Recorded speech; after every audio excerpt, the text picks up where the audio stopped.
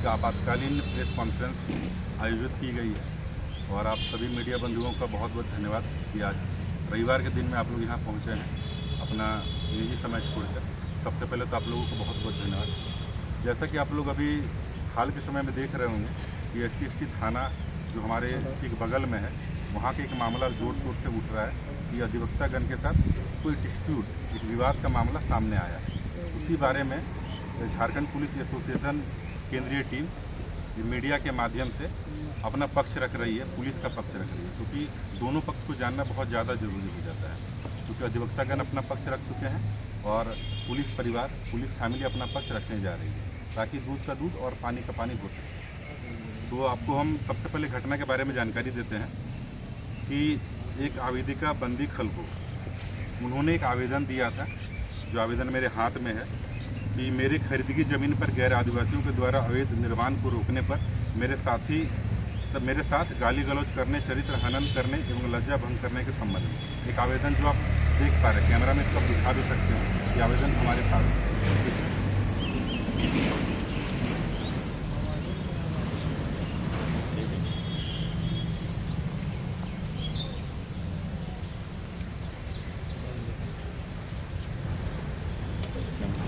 है कि इस आवेदन में जो जांच अधिकारी थे यहाँ पे सहनी महेंद्र बाड़ा जी, जिन्होंने जांच किया है, तो जो बात निकल कर इसमें से आई, इसमें बात निकल कर आई कि ये एक जो ज़मीन विवाद है, इसमें बिना मतलब का जिनको आरोपी यहाँ बनाया गया है, इसमें आरोपी हैं प्रमोद शाह और उनकी पत्नी अनीता देवी, उनको आरोपी बनाया गया। उन्होंने हमारे साथ गाली गलौज चाहे जो भी है ऐसा काम किया, जिसके खिलाफ आवेदन दिया गया। तो जांच में ये चीज़ सामने आई कि जिनके खिलाफ उन्होंने आवेदन दिया था, तो बंदी खलको जी से पूछा गया कि आप कितने उम्र के हैं वो आपके साथ जिन्होंने ऐसा किया।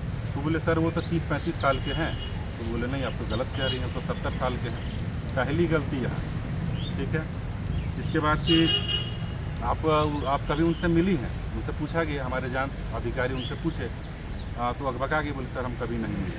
मैंने झूठ पर झूठ निकल कर सामने आने लगा कि अब जिस ज़मीन की बारे में बात हो रही है वो खाता नंबर 7 प्लॉट नंबर 592 रकबा 4 कट्ठा, इसके बारे में बताया जा रहा है। इसमें एक लाइन लिखा हुआ है आवेदन में कि जो शुरू से दखल कब्जा में है, इसमें बंदी खलको जी का, और जिसमें वो खेती बाड़ी करने के लिए गए थे। तो आपको हम वीडियो भी दिखाएंगे, वहाँ कोई खेती बाड़ी नहीं हो रही, वहाँ कंस्ट्रक्शन का काम हो रहा है। ये दूसरी गलती जो इस तरह से शंका और बढ़ती जा रही है। एक तो आप जिन पर आरोप लगा रहे हैं, जिनको आप 30-35 साल का बता रहे हैं, वो 70 साल के हैं। आप जिन पर आरोप लगा रहे हैं कि इन्होंने मेरे साथ ऐसा दुर्व्यवहार किया, आप उनसे कभी मिले ही नहीं हैं। आप जहाँ खेती करने के लिए जाने वाले थे, चाहे जाते हैं, वहाँ कंस्ट्रक्शन का काम चल रहा है। ये जब प्राइमा फेसी में ये सारी बातें निकल कर आती है तो FIR कहाँ से दर्ज होगा? उनको दोबारा बुलाया गया कि आप आइए अपना पक्ष रखिए, जो सही चीज़ है उसको बताने का काम किया। तो अब क्या होता है कि वो सही बात अब नहीं बताती है। अब दिनांक 5/2/2026 गुरुवार के दिन कुछ महिला अधिवक्ता के साथ, एक महिला अधिवक्ता है सविता कुजूर जी, वो अपने साथी 3 अधिवक्ता महिला के साथ वो थाना आती है, SC/ST थाना आती है और वहाँ पे चैम्बर में मतलब कि चली जाती है, SC/ST थाना प्रभारी के चैम्बर में चली जाती है।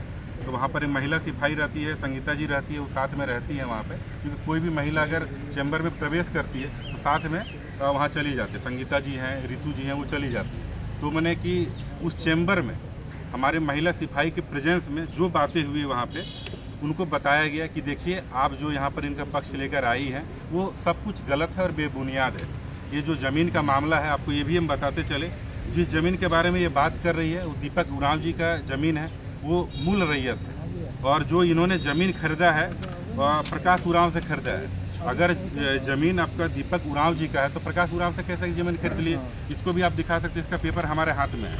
थोड़ा कैमरा जूम कीजिएगा तो थोड़ा नज़र आएगा, और बाद में उपलब्ध भी आपको हम करा देंगे।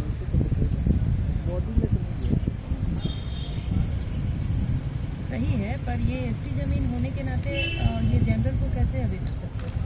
तो यही सारी बातें निकल कर जो आई है कि रैयत का नाम दीपक उरांव है, ज़मीन कब्जे में है, उनके कब्जे में है, वो कंस्ट्रक्शन का काम कर रहे हैं। तो ये एक दूसरा गैर आदिवासी का नाम वहाँ कैसे आ गया, जिनसे आप कभी इंटरेक्ट नहीं किए, कभी आप मिले ही नहीं, तो अब कैसे उन पर आप ब्लेम कर रहे हैं? प्राइमा फेसी में जो बात निकल कर आई, उनको कहा गया कि आप सही बात बताइए, तो हिचकिचा गई, सही बात नहीं रख पाई।